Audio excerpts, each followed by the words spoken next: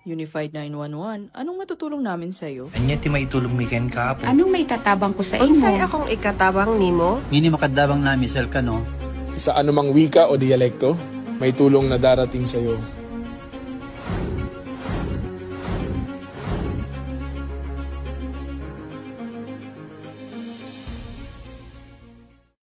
Lilingkod sa bawat Pilipino at magbibigay ng tamang impormasyon para sa tahimik at maayos na Pilipinas. Police News Network, alagad ng batas, tagapagtaguyod ng balitang pulis, sandigan ng mamamayan, patnubay ng katotohanan. La Campo Crame, maghahatid ng pinakahuling kaganapan at nagbabagang balita. Ito ang PNN Police News Network. At ngayon, ang inyong mga tagapagbalita. Magandang hapon, Bagong Pilipinas. Ako ang inyong alagad ng batas, tagataguyod ng Balitang Pulis, Patrolman Don Brosas. Maghahatid sa inyo ng tamang balita, kwento ng pulis, at serbisyo para sa mamamayan, at ito ang PNP News Online. Ang pangunahing balita ng Police News Network, alagad ng batas, tagataguyod ng Balitang Pulis.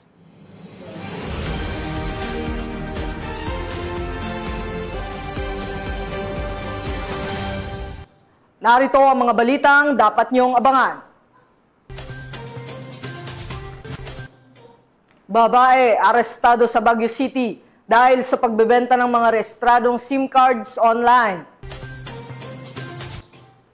Buntis na ginang, ligtas na nanganak sa tulong ng kapulisan sa Magsaysay Occidental, Mindoro. At lalaking dating miyembro ng Communist Front Organization, nagbalik loob sa pamahalaan.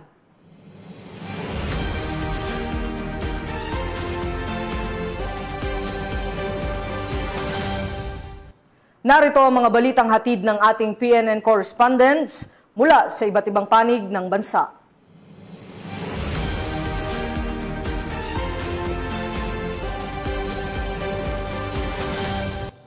Simulan natin ang balita mula sa bahagi ng Luzon.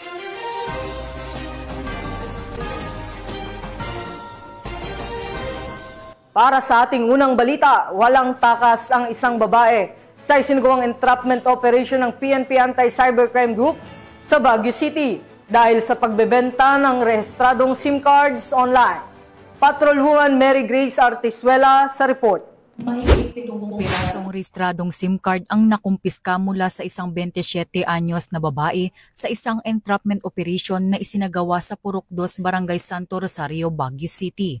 Ayon sa mga otoridad, natukoy ang Facebook account ng suspect matapos itong mag-post sa isang Facebook page na nag-aalok ng mahigit 200 pirasong rehistradong SIM card.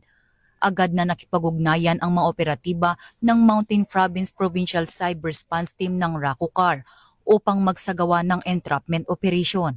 Sa isinagawang operasyon, naaktuwa ng suspect habang isinasagawa ang illegal na transaksyon na nagresulta sa kanyang pagkakaaresto.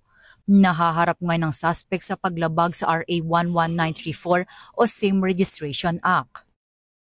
Sa ating mga kababayan na nakikinig, ang pagtinda po ng SIM card, kahit sa inyo pa man ito o sa kapitbahay nyo o sa mga relative niyo, ay against sa ating Anti-SIM Registration Act.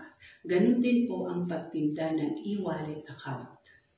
Kaya po, dapat po maging maingat po tayo sa ganitong aktibidades natin kasi po ito ay siguradong mahuhuli po tayo ng cybercrime group. Mula dito sa Campo Crame, ako ang inyong PNN correspondent, Patrolwoman Mary Grace Artizuela, nagbabalita para sa Police News Network, alagad ng batas, tagataguyod ng Balitang Pulis. Maraming salamat, Patrolwoman Artizuela. Agad na naaresto ng mga tauhan ng Marikina City Police ang isang lalaking sospek sa pang-hold up sa barangay Nangka matapos ang mabilis na pagresponde mula sa tawag sa 911 emergency hotline. Nakatutok dyan si Patrolwoman Jenny May Dolor. Nito lamang September 11, 2025, mga bandang alas 7:40 ng umaga, isang pang-hold up ang naganap sa kahabaan ng Rosa Street, Barangay Nangka, Marikina City. Ang sospek ay kinilalang si alias Darrell na kasalukuyang nasa kustodiya na ng Marikina Police. Ayon sa salaysay ng biktima, bigla di umanong lumabas sa kanyang likuran itong sospek at tinutukan siya ng kutsilyo sa kanyang tagiliran at nagdeklara ng hold up. Nakuha ng sospek ang cellphone ng biktima at mabilis na umalis sa pinangyarihan ng krimen. Dagling humingi ng tulong ang biktima at nakatawag sa 911 at makaraan lamang ang 3 minuto. Matapos matanggap ang tawag ay agad nakaresponde ang mga tauhan ng Sector 5 ng Marikina City Police Station na kasalukuyang nagpapatrolya malapit sa lugar ng insidente. Matapos makausap ang biktima ng mga rumisponding pulis, ay agad silang nagsagawa ng follow-up operation na nagresulta sa mabilis na pagkaaresto ng sospek na naabutan pa nilang tumatakbo patakas sa kahabaan ng F. Manalo Street, Barangay Nangka, Marikina City. Na-recover mula sa sospek ang isang cellphone na kinilala ng biktima na kanyang pagmamay-ari na nagkakahalaga ng 21,000 pesos, isang kutsilyo na may habang 10 inches na ginamit ng sospek sa krimen. Matapos basahan ng kanyang karapatan ang sospek, ito ay pansamantalang nakakulong sa Marikina City Police Station Custodial Facility para sa kaukulang disposisyon at ito ay nahaharap sa kasong robbery hold-up. Sorry po yung response was so quickly naman po nung tumawag po rin sa 911. A few minutes po, bigyan naman po natin yung po ako and then agad po, pinagin po yung tulong and thank you po kayo sa iyo kasi dahil po sa kanya, natulungan po ako sa problema ko and then yun po, naibalik po sa akin kinuha sa akin na cellphone tapos eto po, ayos na po po yung anumang tulong namin ayos na din, bibigyan ko po ng paraan para po mabigyan ko ng dapat na kaso po, yung dapat na kasuhan. Yun lang po. Thank you. Maraming salamat po. Mula dito sa Eastern Police District, ako po ang inyong PNN correspondent, Patrolwoman Jenny Midolor, alagad ng batas, tagataguyod ng Balitang Pulis. Maraming salamat, Patrolwoman Dolor. Isang 62 anyos na lalaki na dating miyembro ng Communist Front Organization ang nagbalik loob sa pamahalaan sa bayan ng Agoo, La Union. Magbabalita dyan si Patrolman Dennis Carinal. Isang 61 anyos na barangay tanod mula sa barangay San Manuel Norte, Agoo, La Union ang formal na kumala sa isang grupong pinaniniwalang konektado sa mga makakaliwang organisasyon matapos ang isang joint intelligence operation ng pulisya at mga opisyal ng barangay ito lamang September 13, 2025. Kinilala ang individual na Salya Supremo, isang miyembro ng grupong Timik Kinamnaman Dagiti Babasit amang ngalap ti La Union na umano'y underground mass organization ng progresibong grupong Anak Pawis sa lalawigan.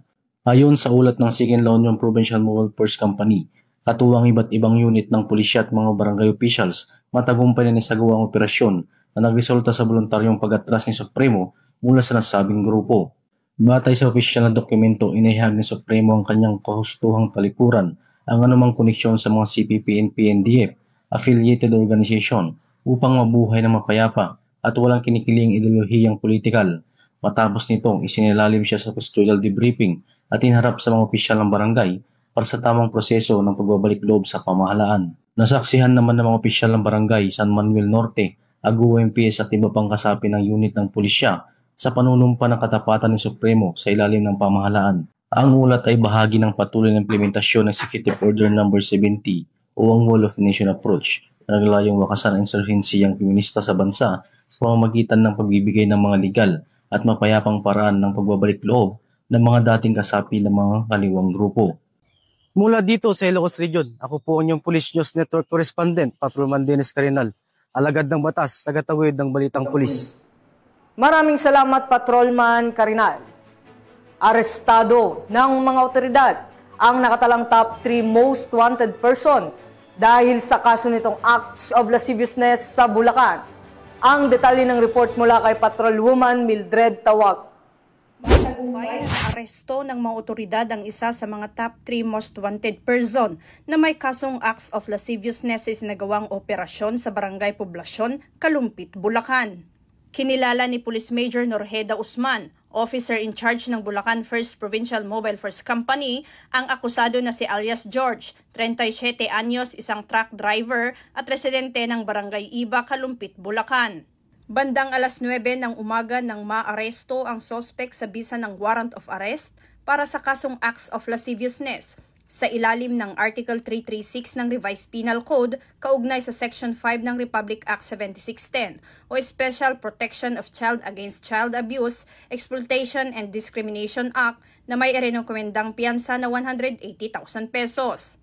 Higit pang pinaiigting ng Bulacan PNP sa ilalim ng pamumuno ni Police Colonel Angel L. Garciliano, Provincial Director ng Bulacan Police Provincial Office, ang kampanya laban sa mga most wanted persons upang matiyak na ang mga lumalabag sa batas ay mapanagot at maprotektahan ang mamamayan laban sa anumang uri ng karahasan at pang-aabuso. Mula dito sa Bulacan Police Provincial Office, ako ang inyong PNN correspondent, Patrolwoman Mildred A. Tawagon, alagad ng batas, tagataguyod ng Balitang Pulis. Maraming salamat, Patrolwoman Tawagon. Samantala, ligtas na nanganak ang isang buntis na ginang sa bayan ng Magsaysay, Occidental Mindoro sa tulong ng mga rumespondeng pulis. Yan ang balitang hatid ni Patrolwoman Dara Falogme.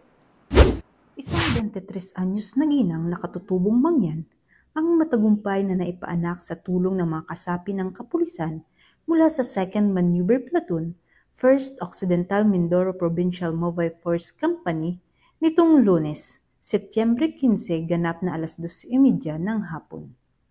Pinangunahan ni Police Lieutenant Normin A. Luis, platoon leader ng nasabing unit, ang agarang pagresponde at assistance kay Ginang Angelita A. Mindoro, residente ng Sitio Magarang, Barangay Nicolas, na noon ay nasa delikadong kondisyon ng panganganak. Sa pamamagitan ng kanilang kaalaman sa basic first aid, basic life support at combat medic skills, matagumpay na naipaanak si Ginang Mindoro. Agad rin siyang isinakay sa patrol car at inihatid sa Rural Health Unit sa Barangay Poblasyon upang matanggap ang karagdagang pangangalagang medikal. Ang pangyayaring ito ay malinaw na pagsasakatuparan ng 7-point agenda ng bagong Acting Chief PNP, Police Lieutenant General Jose Melencio Nartatis Jr. na nakatuon sa makatao, moderno at epektibong serbisyong pulisya. Ipinamalas ng mga tauhan ng 1st Occidental Mindoro Provincial Mobile Force Company ang tapang at malasakit sa pagtugon sa pangangailangan ng komunidad habang pinatitibay ang ugnayan ng pulisya at mamamayan. Mula dito sa home of the Police Eco Warriors, Calapan City, Oriental, Mindoro, ako ang inyong PNN correspondent, Patrolwoman Dara Falogme, alagad ng batas, tagataguyod ng Balitang Pulis.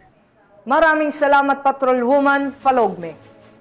Dinakip ng kapulisan ng isang lalaki sa bisa ng warrant of arrest dahil sa paglabag sa Republic Act 10175 o ang Cybercrime Prevention Act of 2012 sa Malilipot, Albay. Yan ang tinutukan ni Police Corporal Doxy Charis Casasos.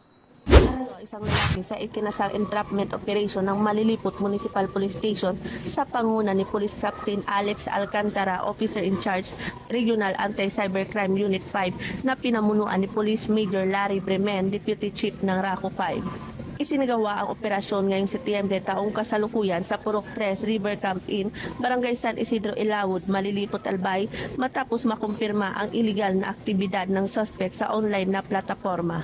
Kinilala ang suspect bilang isang 29 anyos na lalaki, walang asawa at residente ng Purok 6, Barangay Matalipni, Malinaw, Albay.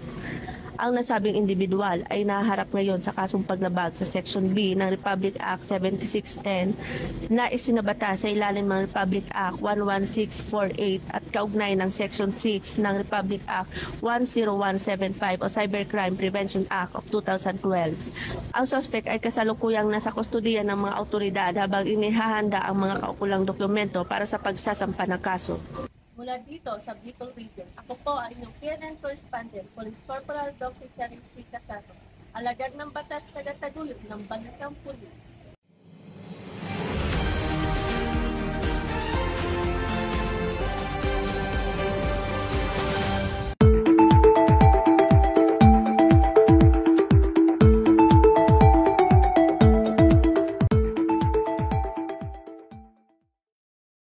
weather update. Patuloy pa ring binabantayan ng Pag-asa ang dalawang low pressure areas sa loob ng Philippine Area of Responsibility. Ang LPA-09D ay may high chance na maging tropical depression sa loob ng susunod na 24 oras. Samantala ang LPA-09C ay may unlikely chance na maging bagyo sa parehong panahon. Pinapayuhan ng lahat na manatiling alerto at patuloy na mag-monitor ng mga abiso mula sa DOST Pag-asa para sa karagdagang impormasyon at gabay.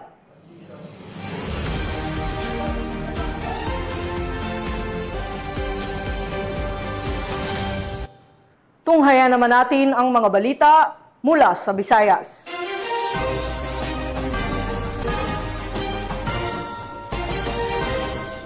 Kulungan ang bagsak ng top 2 most wanted person matapos maaresto ng Cordova PNP dahil sa kasong lascivious conduct sa Cordova, Cebu. Magbabalita dyan si Patrolwoman Judith Nicanor.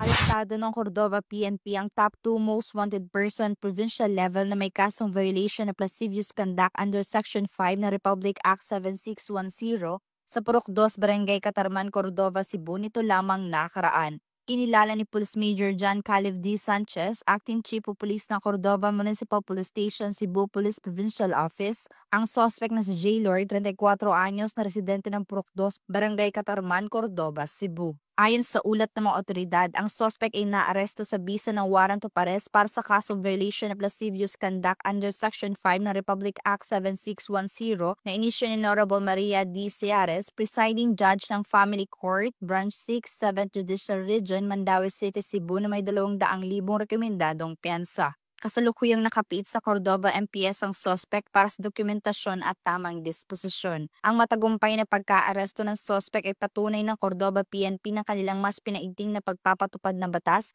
upang panatilihing ligtas at payapa ang komunidad, alinsunod sa direktiba ni Police Lieutenant General Jose Melencio C. Nartates Jr., Acting Chief Philippine National Police. Mula dito sa Central Visayas, ako yung Police News Network Correspondent, Patrolwoman Judith Nicanor, alagad ng batas, tagataguyod ng Balitang Pulis. Maraming salamat, Patrolwoman Nicanor.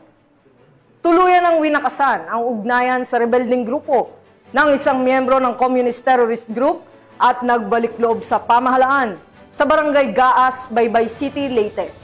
Patrolwoman Cristel Palafox sa report. Nagbalik loob sa pamahalaan ang isang miyembro ng Communist Terrorist Group sa Barangay Gaas, Baybay City, Leyte.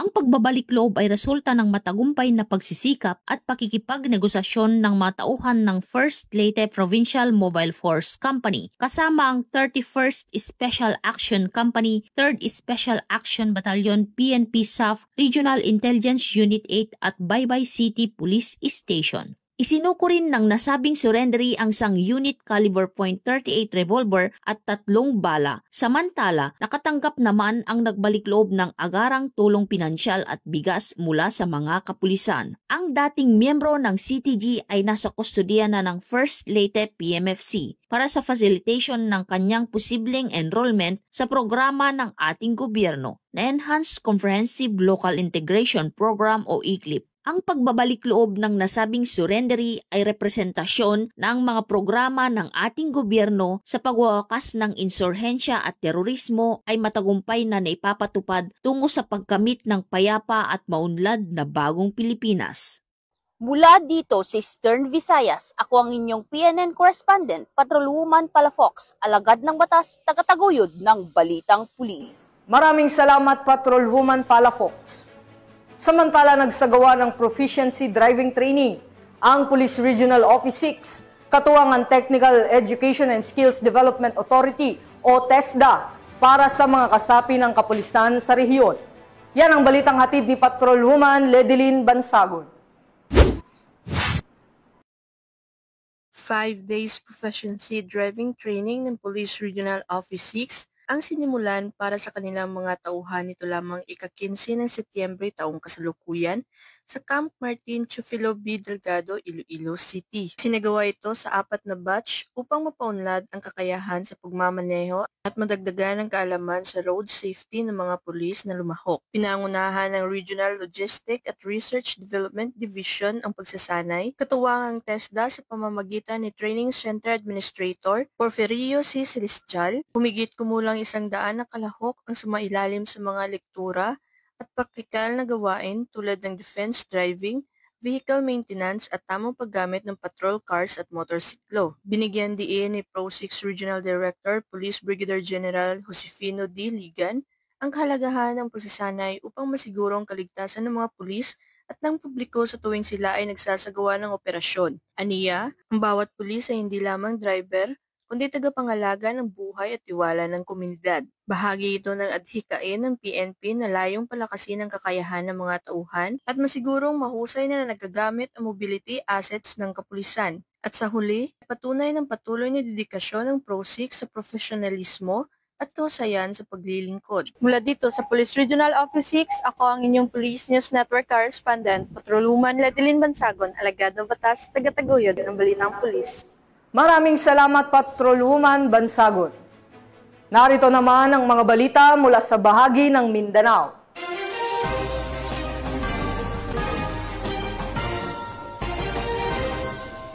Arestado ng kapulisan ang isang individual na may kinakaharap na kasong rape at sexual assault sa isinagawang operasyon sa lungsod ng Zamboanga. Ang report mula kay Patrolwoman Joyce Abiog.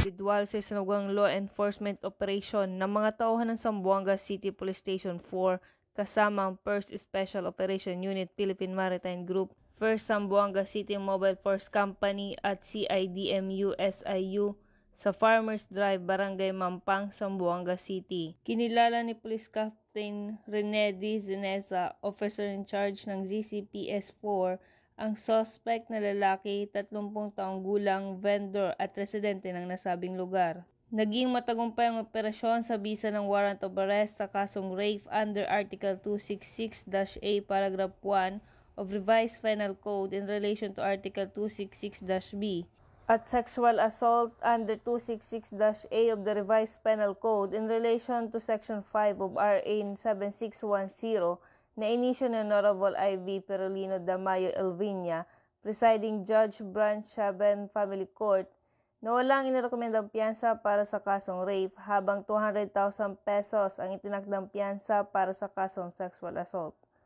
Ang nasabing suspect ay nasa kustudiya na ng Zamboanga City Police Station 4 para sa tamang dokumentasyon at disposisyon. Mula rito sa Zamboanga Peninsula, ako ang inyong PNN Correspondent, Patrolwoman Joyce Abiog, alagad ng batas, tagataguyod ng Balitang Pulis. Maraming salamat, Patrolwoman Abiog. Samantala, isang lalaki ang naaresto matapos makumpiskahan ng hinihinalang shabu sa isinagawang operasyon sa isang fixed checkpoint sa Davao City. Nakatutok dyan si Patrolwoman Mariel May Dongkilap.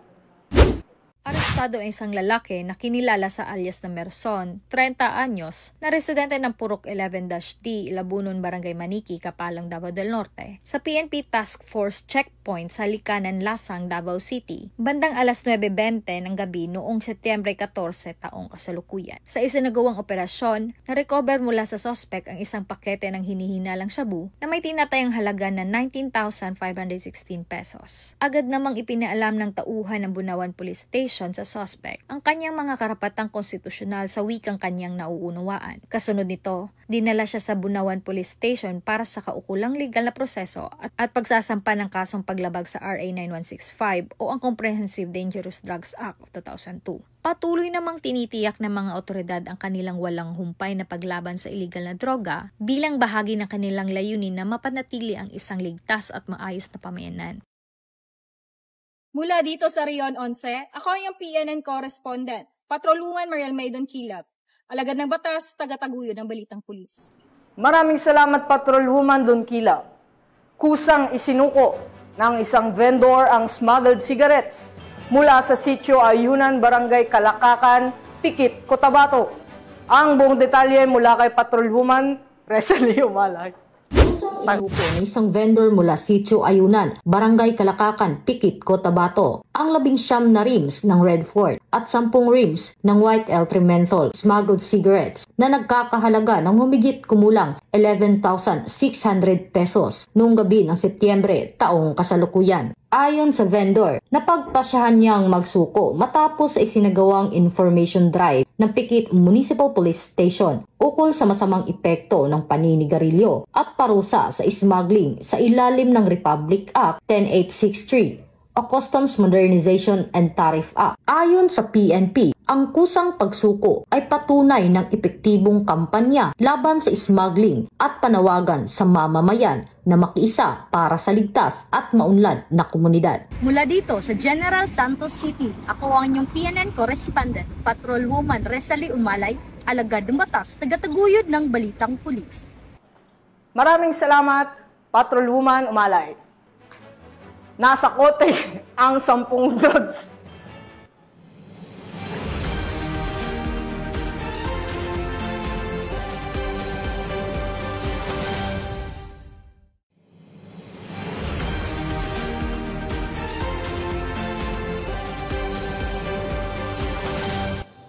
Nasa kote ang 10 drug suspect sa sunod-sunod na anti-illegal drug operation sa rehiyon ng Caraga, habang nakumpiska naman ang mahigit 200,000 pisong halaga ng shabu. Patrolwoman Jacqueline Cabiles sa report. Drug suspect kabilang ang 3 high-value individual ang naaresto at mahigit 212,000 pesos halaga ng hinihinalang shabu ang nakumpiska sa sunod-sunod na anti-drug operations ng pulisya sa Caraga. Sa Surigao del Sur, nahuli ang alias Wen, 33 taong gulang, matapos masamsam sa kanya ang 10 gramo ng shabu na nagkakahalaga ng 68,000 pesos. Naaresto rin sa Bislig City ang alias Fab sa buy-bust operation na may dalang 10,621 pesos na halaga ng droga. 2 pang sospek ang nadakip sa Surigao City, habang 3 naman ang nahuli sa Butuan City na may kabuang 47,600,000 pesos halaga ng shabu. Samantala, 3 street-level individual ang nadakip sa Agusan del Norte at Dinagat Islands na tinatayang 31,200 pesos halaga ng droga ang nakuha mula sa kanila. Sasampahan ang mga sospek sa kasong paglabag sa RA 9165 o Comprehensive Dangerous Drugs Act of 2002. Ayon kay PNP Caraga Director PB Gen Marshal Mariano Magistrado IV, mahalaga ang patuloy na suporta ng publiko laban kontra droga upang makamit ang isang drug-free Caraga region. Mula dito sa Police Regional Office 13, ako ang inyong PNN correspondent, Patrolwoman Jacqueline Cabiles, alagad ng batas, tagataguyod ng Balitang Pulis. Maraming salamat, Patrolwoman Cabiles. At para sa ating huling balita, formal nang pinasinayaan ng Police Regional Office, Bangsamoro Autonomous Region, ang 8 municipal police station sa Special Geographic Area ng Bangsamoro. Narito ang detalye ng report mula kay Patrolwoman Angela Banderlipe. Bilang mahalagang hakbang tungo sa pagpapatatag ng kapayapaan at seguridad sa Bangsamoro Autonomous Region in Muslim Mindanao, opisyal nang inaktiba ng Philippine National Police ang 8 Type C Municipal Police Station sa Special Geographic Areas ng BARM na ginanap sa Salipada, Key Pindaton, parang Maguindanao del Norte nitong 12 ng Setyembre taong kasalukuyan. Pinangunahan ni Police Brigadier General Jason C. D. Guzman, Regional Director ng ProBAR, ang aktibasyon katuwang si BARM Chief Minister Honorable Abdurauf A. Makakuwa na kinatawanan ni Attorney Marvin D. Mukamad, Director 2 ng ES BARM. Dumalo rin bilang mga paunahing pandangal sina Attorney Fad A. Candao, Regional Director ng Napolcom BARM, at Member of Parliament Butch P. Malang, SJ Development Administrator. Ipinahayag ni na PB Gen D. Guzman at PB Gen Arnold P. Argente, Regional Director ng Pro-12, ang kanilang buong suporta sa patuloy na koordinasyon upang matiyak na ang mabagong police station ay magiging matatag na haligi ng kapayapaan, kaayusan at tiwala ng mamamayan. Ang inisyatibong ito ay bahagi ng mas malawak na programa ng ProBAR upang muling ayusin at palakasin ang lokal na pagpapatupad ng batas, isang malinaw na pahayag ng pangako ng PNP na bumuo ng ligtas, matatag na pamayanan sa buong Bangsamoro Autonomous Region.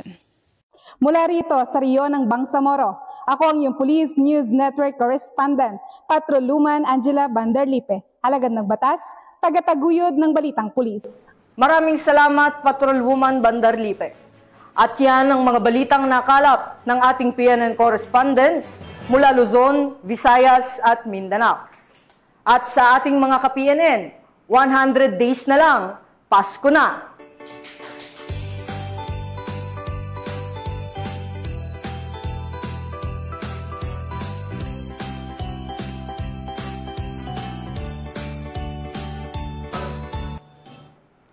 At sa ngalan po ng pamunuan ng Philippine National Police, sa pangunguna ni Acting Chief PNP, Police Lieutenant General Jose Melencio Nartates Jr. at sa pamumuno ni President Ferdinand Bongbong Marcos Jr., kami ay maglilingkod sa bawat Pilipino at magbibigay ng tama at balanseng balita. Mula rito sa tanggapan ng tagapag-ugnay ng Pambansang Pulisya, ako ang inyong alagad ng batas, tagataguyod ng Balitang Pulis, Patrolman Don Brosas. Maghahatid ng tamang balita, kwento ng pulis at serbisyo para sa mamamayan, at ito ang PNP News Online, ang pangunahing balita ng Police News Network.